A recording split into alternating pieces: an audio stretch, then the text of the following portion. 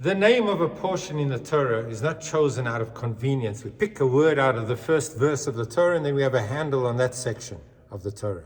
On the contrary, a name encapsulates the meaning and purpose and the soul of a section of the Torah, which makes it very difficult to understand why this week's portion, which deals with the loss and the passing of Jacob and his whole generation, we deal with loss of life, and the name of the portion is Vayechi, and he lived. What is interesting is that the Baal HaTurim tells us that Vayechi Yaakov, and he lived in Egypt the last 17 years of his life. They were the best of his life.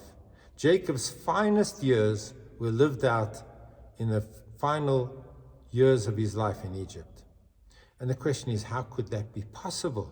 Egypt is a place that is decrepit, that is filled with sorcery, that is filled with evil, that is exile, that is the prelude to so much suffering that took place in Egypt. How could the last 17 years of Jacob's life be defined as his best years? Well, in order to understand that, we have to look at how Jacob defines life itself.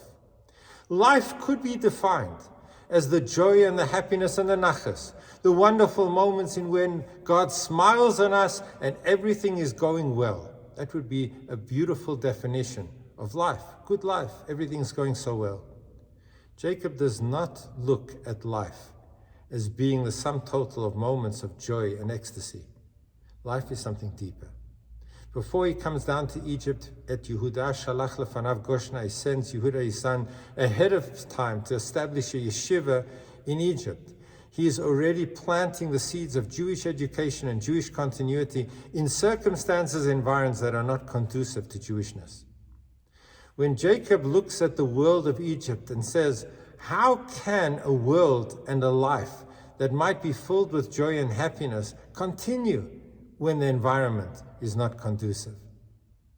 And so Jacob sets out to get the indicators that life continues beyond the mortal lifespan of a human being and beyond those moments of circumstance that are going so swell, so beautifully well.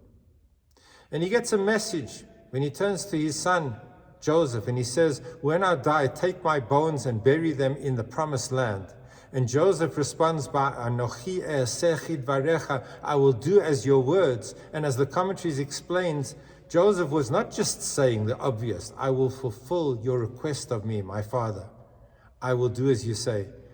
More than that, I will do as you say, my father. I will request of my children what you have requested of me.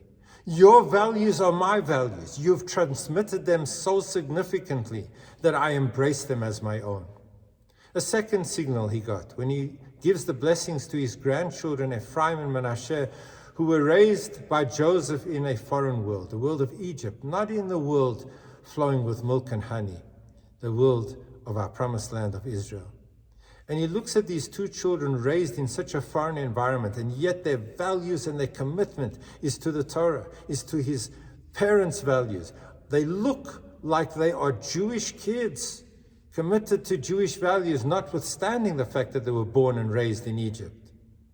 That gives him the signal that life is not just defined by the moment of joy and happiness, the moment of nachas when Jacob is reunited with his family and then he retires for the finest years of his life. No.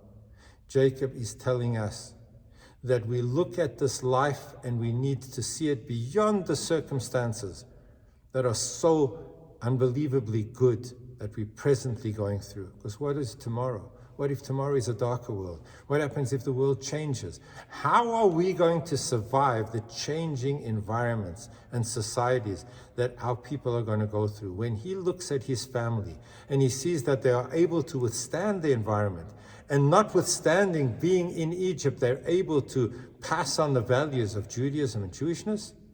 Vayechi Yaakov, and he lived.